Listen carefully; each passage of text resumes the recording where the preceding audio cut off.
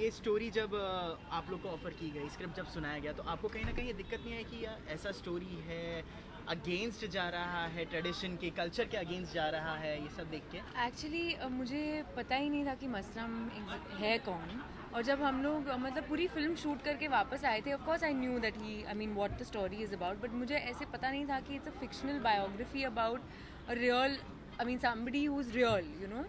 तो जब हम लोग वापस आए फिर मुझे पता चला कि मस्तराम कितने फेमस है और ये सब कुछ, और हाँ उस टाइम पे हाँ मुझे लगा कि ओ गॉड, मतलब you know you feel little bit, but yeah, I'm very happy now once I've seen the film and everything. It's I feel it's a dream debut. यहाँ पे डायरेक्टर साहब नहीं है, तो फिर वो पूरे सब जी राइटर सर हैं यहाँ पे। हाँ ये राइटर हैं, ये देखिए इनको, यही है जो सब लिखा है इन्होंने।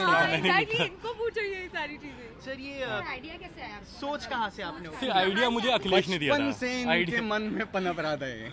नहीं, मैंने भी स्कूल में पढ़ी है मस्तराम, मैंने 9वीं 10वीं में लाइब्रेरी के पीछे बैठ के पढ़ता था। ये एक्चुअली आइडिया मुझे अखिलेश ने दिया, डायरेक्टर फिल्म के।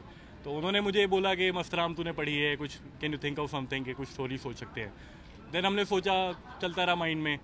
फिर एक दिन हम बैठे और आइडिया क्लिक हुआ and within 5 days we had the script. पहला ड्राफ्ट हमने 5 दिन में कर लिया था, एंड देन उसके बाद फिर रेस्ट ऑफ हिस्ट्री, फिर धीरे धीरे फिल्म बनी। गलत पब्लिसिटी हो जाएगी या फिर गलत इफेक्ट पड़ सकता है। फिल्म का जो मेन बनाने का पर्पस है वो हिपोक्रेसी दिखाना है सोसाइटी की। सोसाइटी सो हिपोक्रेट, मतलब हमें से कौन है जो पॉर्न नहीं देखता इंटरनेट पे? Everybody does that, but we don't say it openly. So it's was that only के हर कोई करता है। मतलब अब तो मतलब जो मस्तराम ने कैरेक्टर सविता भाभी का जो बनाया था जिसने, वो तो अब इंटरनेट पे हर कोई पढ़ता है, एवरीथिंग इज गोइंग ऑन। सो ये हमारी वही जो गुंजन कह रहा है हिपोक्रेसी है हमारी, कि हम we ये want- बोलें We want people to see the film and then decide कि लाइक वो आदमी कैसा है जिसने लिखा होगा। ज़रूरी नहीं है वो बहुत घटिया किस्म का आदमी हो सकता है वो फैमिली मैन है, अच्छा मैरिड है, हैप्पीली मैरिड है, स्टिल ही राइट्स पॉर्न। पर कहीं ना कहीं सेंसर बोर्ड हमेशा ऐसी फिल्मों पे उंगली उठाता है, तो आपसे ये पूछना चाहूंगा कि कितने सीन्स आपको काटने पड़े? बिल्कुल एक भी नहीं। I don't think I'll tell you why I'm saying this because Akhilesh पहले दिन से ही कह रहा है कि obviously मेरी फिल्म, हमारी फिल्म जो है, it is about this topic. You know, it is about these things that people are not comfortable to talk about. People are not comfortable to talk about things like, you know, porn and sex and this and that. And so obviously I don't think him or anyone made this film thinking that, oh, we want to get a UA certificate or even a UA certificate. You know, so it was not made with that intention कि we're going to try and sell this film as a universal film or PG-13 or whatever, you know.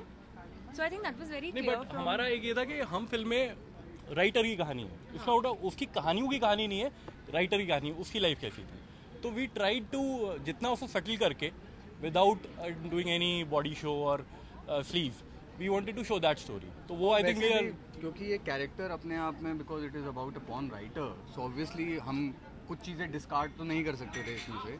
लेकिन जहाँ तक सवाल content का है, content is almost as clean as Rajshri. But I am sure picture के बाद ये राहुल बग्गा ही मस्तराम के नाम से जाने जाएंगे, फिर हर कोई इनको मस्तराम ही बोलेगा। See, it's a fictional biography. Actually, it's not a real story. It's a fictional biography. not added anything from your end. It's purely from book or No. I'm trying. We thought कि उसकी life कैसी रही होगी. So kind of a fictional biography. It's not a true story or anything.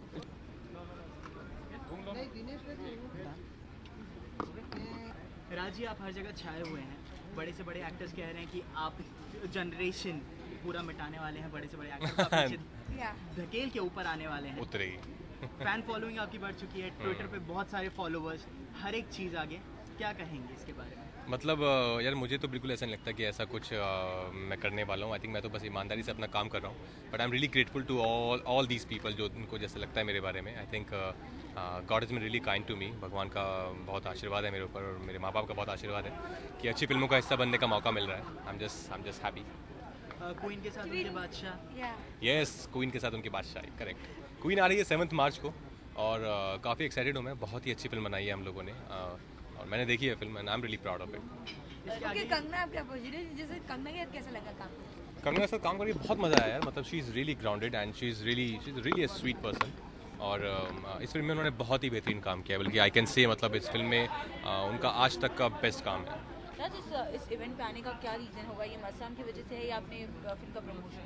नहीं, देखिए कि मैंने अखिलेश के साथ काम किया है, डायरेक्टर हैं फिल्म के, वासीपुर में उनके साथ काम किया है, मैंने सुनील जी के साथ काम किया है शाहिद में, तो कहीं ना कहीं मैं इन लोगों को जानता हूँ, मेरे करीब हैं ये लोग, तो जब इन्होंने बुलाया तो ज़रूर हम आएंगे।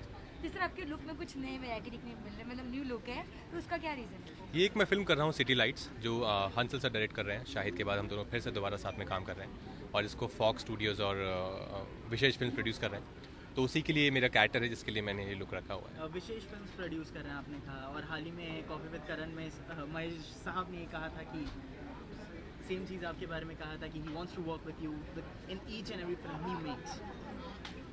मतलब आई एम रियली हैप्पी यार, मतलब भट्ट साहब बहुत स्वीट हैं, हम बहुत मिलते हैं, बहुत बैठ के बहुत बातें करते हैं, और उनके साथ बातें करना अपने आप में एक मुझे स्कूल लगता है, मतलब मैं बहुत सीखता हूँ उनसे, उनके साथ बातें करके, उनको सुनकर, तो जब इतना बड़ा आदमी कुछ बोलता है आपके बारे में तो ऑफकोर्स बहुत अच्छा लगता है।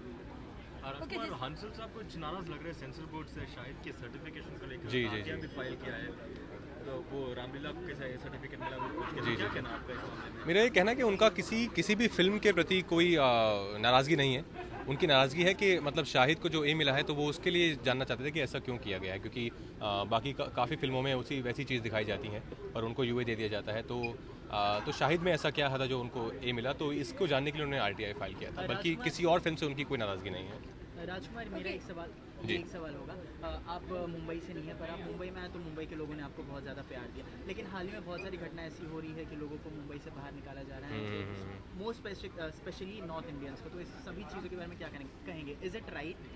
Of course it's not right यार, मतलब हम सब, मैं मानता हूँ कि हम सब भारतीय हैं और ये देश हमारा है, और क्योंकि बॉम्बे जो है वो एक ज़्यादा लोगों को यहाँ पे अपॉर्चुनिटी ज़्यादा दिखती है कि यहाँ पर आकर वो अपनी ज़िंदगी को सफल बना सकते हैं, तो आई थिंक इसलिए लोग बॉम्बे आते हैं। ऑफकोर्स बाहर किसी को नहीं निकालना चाहिए, but of course you can keep a control by other means, you can keep a check by other means, वो इंपॉर्टेंट है अगर वैसा रखना है तो।